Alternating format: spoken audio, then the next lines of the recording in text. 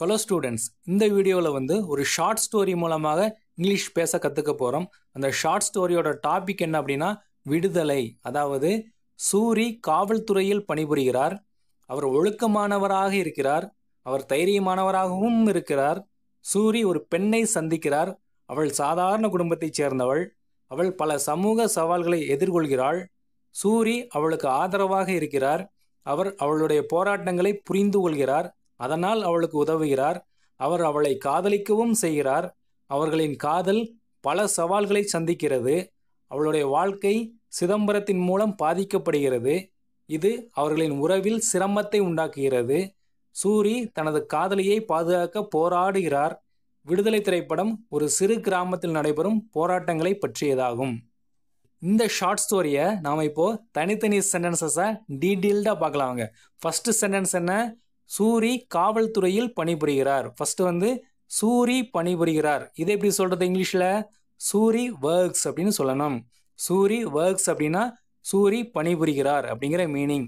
எங்கே பணிபுரிகிறார்? காவல்துறையில். அப்போ இந்த போலீஸ் டிபார்ட்மெண்ட்.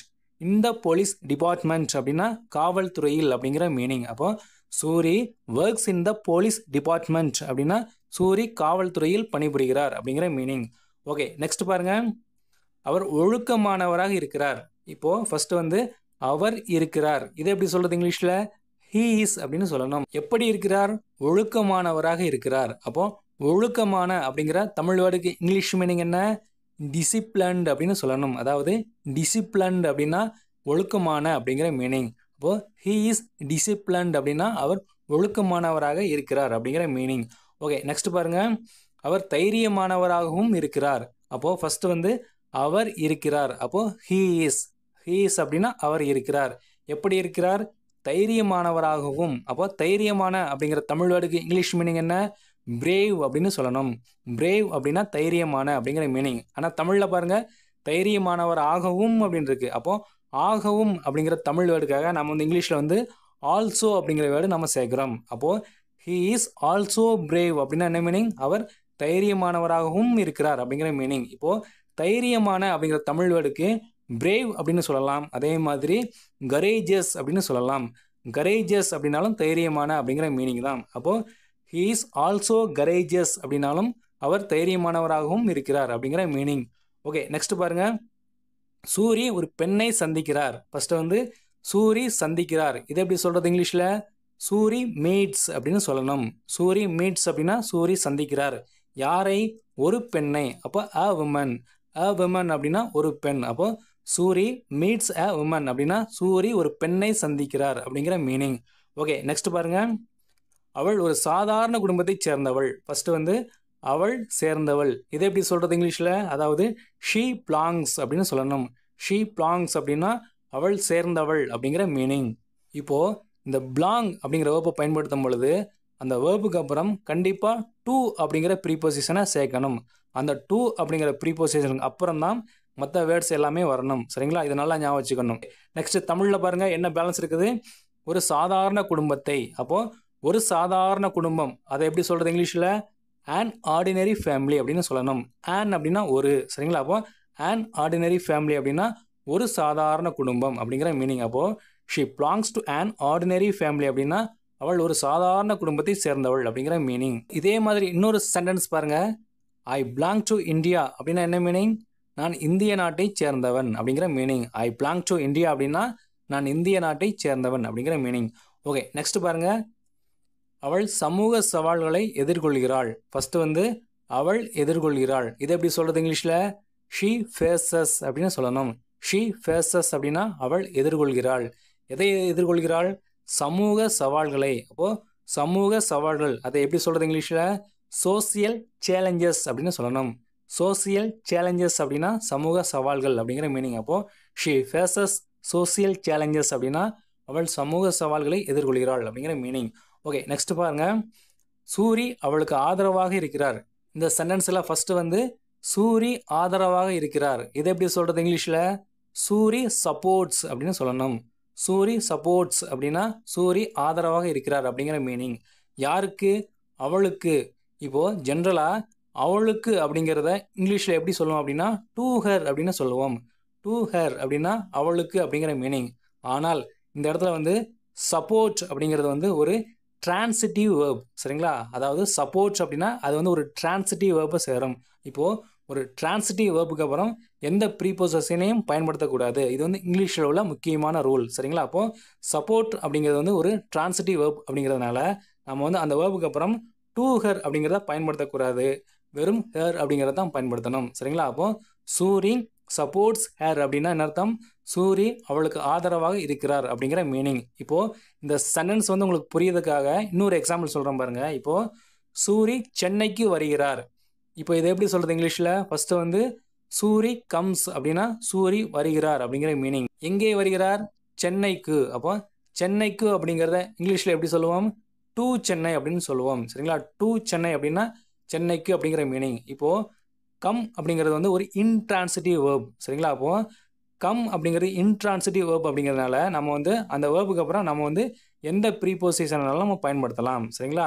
அப்போது நல்லா அதை ஞாபகம் வச்சுக்கணும். ஒரு வேர்பு வந்து டிரான்சிட்டிவ் வேர்பாக இருந்தால் அங்கே அந்த வேர்புக்கு அப்புறம் எந்த ப்ரீபொசிஷனையும் பயன்படுத்தக்கூடாது. அந்த வேர்பு வந்து இன்ட்ரான்சிட்டிவாக இருந்ததுன்னா அதுக்கப்புறம் ப்ரீபொசிஷனாக பயன்படுத்தலாம். சரிங்களா? இப்போது இது வந்து இங்கிலீஷில் வந்து ஒரு முக்கியமான ரூல். இப்போது சூரி கம்ஸ் டு சென்னை அப்படின்னா என்ன மீனிங்? சூரி சென்னைக்கு வருகிறார் அப்படிங்கிற மீனிங். இப்போ இதே மாதிரி சூரி விசிட்ஸ் அப்படின்னு என்ன மீனிங் அப்படின்னா அந்த சூரி கம்ஸ் அதுக்கு ஈக்குவலான மீனிங் தான் சூரி விசிட்ஸ் அப்படிங்கிறதும். அதாவது சூரி வருகை தருகிறார் அப்படிங்கிற மீனிங். இப்போது சூரி விசிட்ஸ் எங்கே வருகை தருகிறார்? சென்னைக்கு. இப்போ வந்து நம்ம வந்து டு சென்னை அப்படிங்கிறத பயன்படுத்தக்கூடாது. வெறும் சென்னை அப்படிங்கிறத தான் பயன்படுத்தணும். அப்போது சூரி விசிட்ஸ் சென்னை அப்படின்னு என்ன மீனிங்? சூரி சென்னைக்கு வருகை தருகிறார் அப்படிங்கிற மீனிங்ங்களா?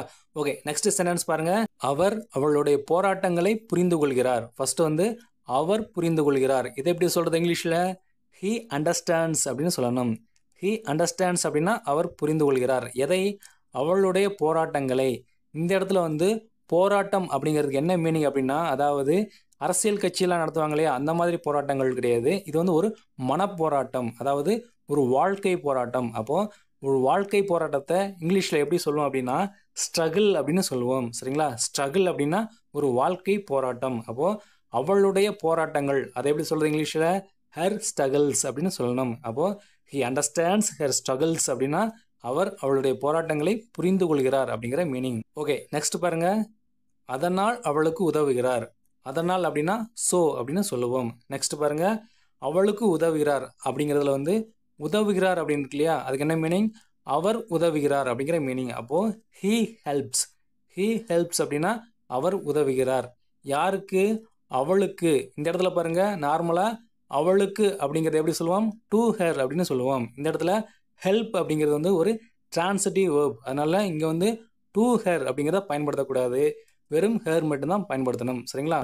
ஓகே, நெக்ஸ்ட் பாருங்க.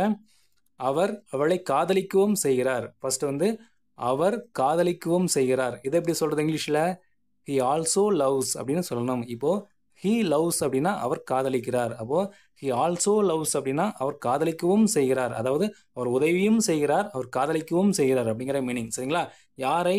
அவளை. அப்போ ஹேர். அப்போ ஹி ஆல்சோ லவ்ஸ் ஹேர் அப்படின்னா அவர் அவளை காதலிக்கவும் செய்கிறார் அப்படிங்கிற மீனிங். ஓகே, நெக்ஸ்ட் பாருங்க. அவர்களின் காதல் பல சவால்களை சந்திக்கிறது. ஃபர்ஸ்ட் வந்து அவர்களின் காதல் சந்திக்கிறது. இதை எப்படி சொல்கிறது இங்கிலீஷில்? தே லவ் மீட்ஸ் அப்படின்னு சொல்லணும். தே லவ் மீட்ஸ் அப்படின்னா அவர்களின் காதல் சந்திக்கிறது. எதை? பல சவால்களை. அப்போ பல சவால்களை அப்படிங்கிறது எப்படி சொல்லணும்? so many challenges அப்படின்னு சொல்லணும். so many challenges அப்படின்னா பல சவால்களை அப்படிங்கிற மீனிங். அப்போது they love meets so many challenges அப்படின்னு என்ன மீனிங்? அவர்களின் காதல் பல சவால்களை சந்திக்கிறது அப்படிங்கிற மீனிங். ஓகே, நெக்ஸ்ட் பாருங்க. அவளுடைய வாழ்க்கை சிதம்பரத்தின் மூலம் பாதிக்கப்படுகிறது. சிதம்பரம் அப்படிங்கிறது ஒரு கேரக்டர், அவ்வளோதான். சரிங்களா? ஓகே, இந்த சென்டென்ஸில் வந்து ஃபர்ஸ்ட் வந்து அவளுடைய வாழ்க்கை பாதிக்கப்படுகிறது. இதை எப்படி சொல்கிறது இங்கிலீஷில்? Hair life is affected. Hair life is affected அப்படின்னா அவளுடைய வாழ்க்கை பாதிக்கப்படுகிறது. யாரின் மூலமாக? சிதம்பரத்தின் மூலம். அப்போ சிதம்பரத்தின் மூலம் அதை எப்படி சொல்லணும் இங்கிலீஷில்? பை சிதம்பரம். சரிங்களா? பை சிதம்பரம் அப்படின்னா சிதம்பரத்தின் மூலம் அப்படிங்கிற மீனிங். அப்போது her life is affected by Chidambaram அப்படின்னா என்ன மீனிங்? அவளுடைய வாழ்க்கை சிதம்பரத்தின் மூலம் பாதிக்கப்படுகிறது அப்படிங்கிற மீனிங். ஓகே, நெக்ஸ்ட் சென்டென்ஸ் பாருங்க. இது அவர்களின் உறவில் சிரமத்தை உண்டாக்குகிறது. ஃபர்ஸ்ட் வந்து இது சிரமத்தை உண்டாக்குகிறது. இதை எப்படி சொல்கிறது இங்கிலீஷில்? ஃபஸ்ட்டு வந்து திஸ் கிரியேட்ஸ். திஸ் கிரியேட்ஸ் அப்படின்னா இது உண்டாக்குகிறது அப்படிங்கிற மீனிங். எதை? சிரமத்தை. அப்போது டிஃபிகல்ட்டி. அப்போது திஸ் கிரியேட்ஸ் டிஃபிகல்ட்டி அப்படின்னா இது சிரமத்தை உண்டாக்குகிறது. எதில்? அவர்களின் உறவில். அப்போ ஆன் தேர் ரிலேஷன்ஷிப் அப்படின்னு சொல்லணும். ஓகே, நெக்ஸ்ட் பாருங்க. சூரி தனது காதலியை பாதுகாக்க போராடுகிறார். ஃபர்ஸ்ட் வந்து சூரி போராடுகிறார், இதான் வாழ்க்கை போராட்டம். எப்படி சொல்லணும்? அப்போ சூரி ஸ்ட்ரகிள்ஸ் அப்படின்னு சொல்லணும். சூரி ஸ்ட்ரகிள்ஸ் அப்படின்னா சூரி போராடுகிறார். எதுக்காக? பாதுகாக்க. அப்போ பாதுகாக்க அதை எப்படி சொல்லணும்? டு ப்ரொடெக்ட் அப்படின்னு சொல்லணும். டு ப்ரொடெக்ட் அப்படின்னா பாதுகாக்க அப்படிங்கிற மீனிங். யாரை? தனது காதலியை. இப்போது தன்னுடைய இதயத்துக்கு வந்து ரொம்ப நெருக்கமானவங்களை, அது ஆணாகவும் இருக்கலாம் பெண்ணாகவும் இருக்கலாம், சரிங்களா? தன்னுடைய இதயத்திற்கு ரொம்ப நெருக்கமானவங்களை எப்படி சொல்லணும் அப்படின்னா பிலவுட் அப்படின்னு சொல்லணும். அப்போது தனது காதலியை அப்படிங்கிறத எப்படி சொல்லணும் அப்படின்னா இங்கிலீஷில் ஹிஸ் பிலவுட் அப்படின்னு சொல்லணும். இந்த இடத்துல லவர் அப்படிங்கிற வேர்டை பயன்படுத்த தேவையில்லை, சரிங்களா?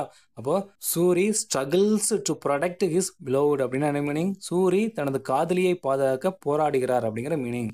ஓகே, நெக்ஸ்ட் பாருங்க. விடுதலை திரைப்படம் ஒரு சிறு கிராமத்தில் நடைபெறும் போராட்டங்களை பற்றியதாகும். ஃபர்ஸ்ட் வந்து விடுதலை திரைப்படம். அப்போது த ஃபில்ம் விடுதலை இஸ் எதை பற்றியது? போராட்டங்களை பற்றியது. அப்போது அபவுட் த ஸ்ட்ரகிள்ஸ். அபவுட் அப்படின்னா பற்றி. அப்போது அபவுட் த ஸ்ட்ரகிள்ஸ் அப்படின்னா போராட்டங்களை பற்றியது. எங்கே நடைபெறும் போராட்டங்களை பற்றியது? ஒரு சிறு கிராமத்தில் நடைபெறும் போராட்டங்களை பற்றியது. ஒரு சிறு கிராமத்தில் நடைபெறும் போராட்டங்களை பற்றியது. அது எப்படி சொல்கிறது? In a small village. In a small village அப்படின்னா ஒரு சிறு கிராமத்தில் அப்படிங்கிற மீனிங். ஓகே ஃப்ரெண்ட்ஸ், நெக்ஸ்ட் இதே மாதிரி இன்னொரு ஸ்டோரியில் சந்திக்கலாம். Thank you friends.